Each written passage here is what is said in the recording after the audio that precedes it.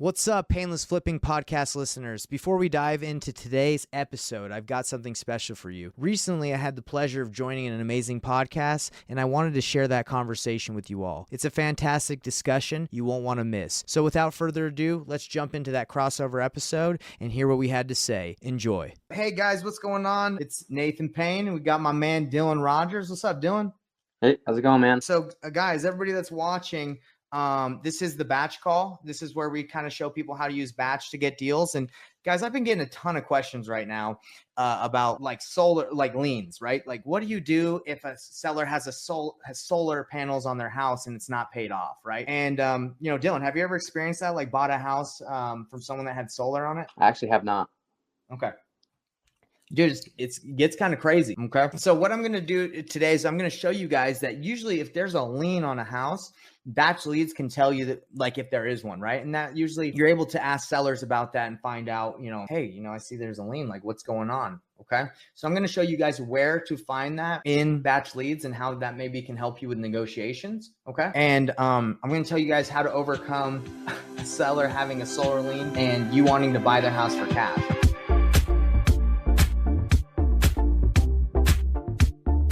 So this house I'm working on, guys, has solar on it. It's in pre-foreclosure or it's about to get into pre-foreclosure, right? And it's just got some issues, right? It's got liens. So before you can sell a house, that stuff all has to get taken care of, right? Unless you do seller finance and you assume someone's mortgage and you're assuming their liens, right? So if you take on someone's property subject to seller finance, you would have to catch up their pre-foreclosure, like what they're behind. Right. Or the bank is going to take it. So this house is an interesting situation. So this is what happened. The seller wanted $250,000 for her house. And I said, look, I'm going to be at 180. I need to be lower. And she's like, I can't accept 180. So I said to her, look, I might not be able to pay as much as you need, but I can send this to my cash buyers that can. Okay. So I'm going to send this out. I'm going to wholesale this.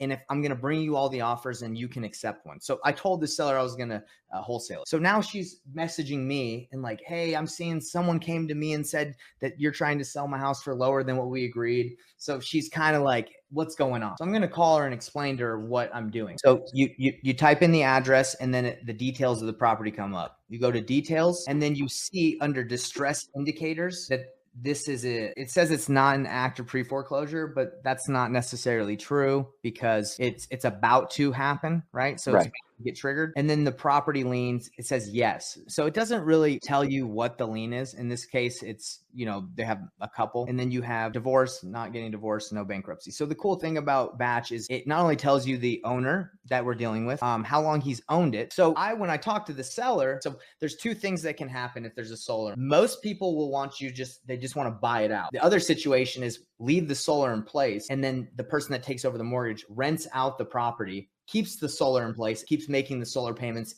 through the rental, right? Like instead of charging them a utility bill, you just have them pay the solar until it's paid off completely. So you don't have to pay $18K up front. That's what it is. But like if you sell your property to Open Door or pretty much any institutional buyer, like on these iBuyers, if you have solar, they want it paid off before they buy it. That's the thing with solar. That's how to deal with solar. So you can still do deals with solar, but they'll put a lien on your house if you don't pay it. So they're going to get paid no matter what, which is kind of frustrating. So let's call her. Let's give it a shot.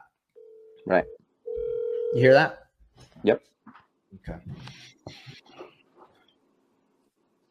Hello.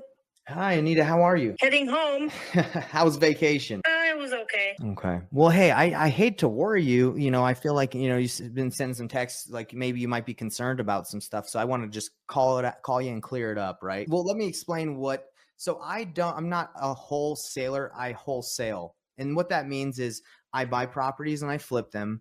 I rent them out. I have rentals, but an exit strategy when I come across people in situations like yourself, where it's like, hey, I need to sell my house quick for cash. When I make an offer to someone and it doesn't work for them, I say, look, I might not be able to pay what you need, but I have a network of people that I can run this by and see if they can get you your offer that you want. And that's all I've done this whole time is said, hey, my offer is, not going to be something you want, but I'm checking with my network. And I've grown a cash buyers list of people that buy and close and with, little time with their own money or hard money. I've grown it up to like over 6,000 people. So I know everyone in Utah right now that's buying.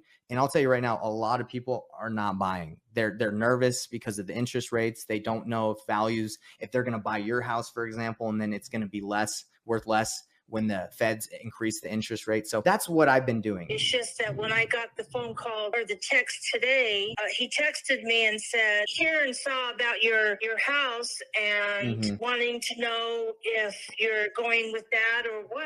I'm going, well, what? So I texted back and asked, what's going on with everything. Of course. And he said he received an email Yes. and I don't know if he heard it or just saw it or whatever, but Yeah. it was with the Utah So that's house buyers or something. So I work with them, and that's kind of what I meant is like the network that we've built, we reach out to them, right? So we say, hey guys, this is an opportunity. We're looking for the highest and best offers. And it's, that's kind of what we did. So he probably just got one of our emails. He's probably on our list, and he called you and said, hey, I saw this, this got sent out. Are you going to accept that? And is he saying like, maybe he can do more? Or is he saying like, oh, I can do better than that? Or, well, his offer was 200,000 and I declined it. Yes, because that's not what you want. That's not going to get it done. So he wanted to know what the offer was. And I says, well, I'm not going to say what the offer is, but I am stating that I'm asking for more than what this is saying. Yes. Well, I get it. And I don't think you need to flip-flop between us because, like I said, I've ran this by everything, and I'll explain exactly what happened. So when we first signed the agreement, I sent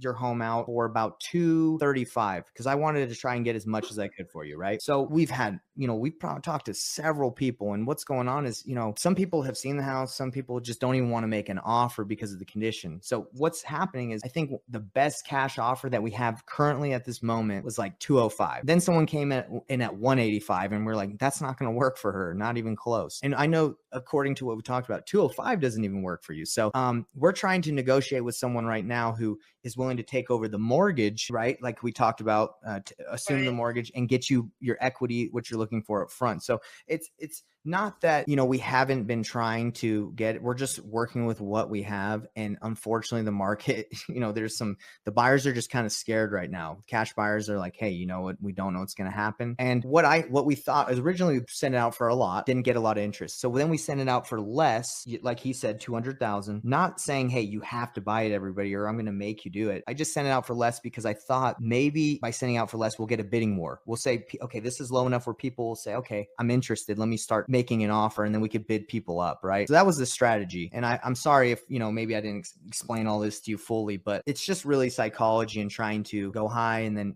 go low and try to bid it up. Because unfortunately, people are they're trying to lowball us. And what does that mean? That means, I'm going to have to come and tell you what the offers are, but I want to get you as much as I can, Anita. Okay. So right now we are in the negotiations with someone that can take over the mortgage, and we're just so this is what they wanted us to do. They said, hey, we can bring money down to give her equity, but we want her to pay for the solar and to catch the property up out of pre-foreclosure out of the money we give her, right? So they were talking about giving like something like $40,000 down to you to give you that much, but they're saying, but out of the $40,000 that we would give her, we need her to catch up to what's in pre-foreclosure and the solar. So that doesn't work for you because you have $12,000 in pre-foreclosure, right? And then you have the solar lien, which is 18. So that's 30,000. So if they give you 40, but you had to pay 30 out immediately, you're only getting 10, and that doesn't work for you, right? Right. Yeah. So that's kind of what's going on. So, this is what I'm going to do. I'm going to go and call them, see what the best they can do. I'm keeping you in the loop. I'm sorry to bother you as you're driving back, but I'll talk to you soon. I'll let you know what happens. Oof. Oh boy. My goodness, huh? She doesn't understand that you're going to foreclosure and all of her fees that she's going to have to take care of is going to be way more money than she would just take a loss. Yeah. So the thing is, like, that doesn't logically make sense, right? Just to let it go, because not only that, but it's her son's home. She's helping him, right? He's going to have a foreclosure on his record and he'll never be able to buy a house again. Right. So right. She just needs to take as much as she can get. That's like, why would you take 0 when you can take 20, even if it doesn't pay off all your debts, right? So anyway, guys, this is what's going to be happening a lot. And I'm just showing you the conversation to have. And I'm not pressuring. I'm not saying, hey, you need to go. Yeah, so someone's saying sub 2. This is what we're trying to do. We're trying to figure out a way to do sub 2, but there's a problem. There's too much money that she owes. So she's in a position where she's going to give to the bank and make 0, or she's going to work with me and she might be able to make 10, right? So when you work with a seller and you're going to wholesale their house, you send them a real estate purchase contract to buy their home. It's as simple as that, right? But when I tells a seller I'm going to wholesale their house, I have them sign the same agreement, but in the addendum, in the terms, I say, I'm going to look for a buyer for this home and you are giving me 14 days to do it. So contract purchases residence, blah, blah, blah. So it's the purchasing the property. I sent her another addendum to drop the price, but anyway, seller is giving the buyer, me, the right to market the property in order to find an end buyer to purchase the property. The seller is given the buyer until a certain date to do so and for due diligence. Taking over existing mortgage subject to is an option. Additional addendum required if to finance is agreed upon. So it's as simple as, hey, I'm looking for somebody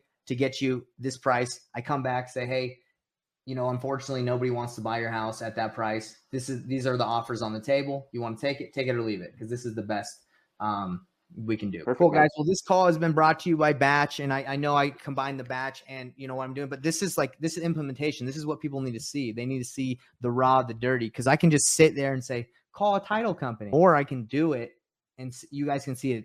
It's not hard. You can do it, Dylan. You could call a title company and be like, hey, I'm new to wholesaling, but or you can say whatever you want. You could say, hey, I'm new, but I've done a lot of flips. I just need to, I'm trying to find a buyer. Right. That guy, he's hooking you up all day. Awesome, man. Cool. All right, man. Well, it's been great. Thank you. This guy right here says, breaks down the fear. Well, there's no reason to fear, brother. You can do this. Everybody can do it. Let's do it. All right, guys.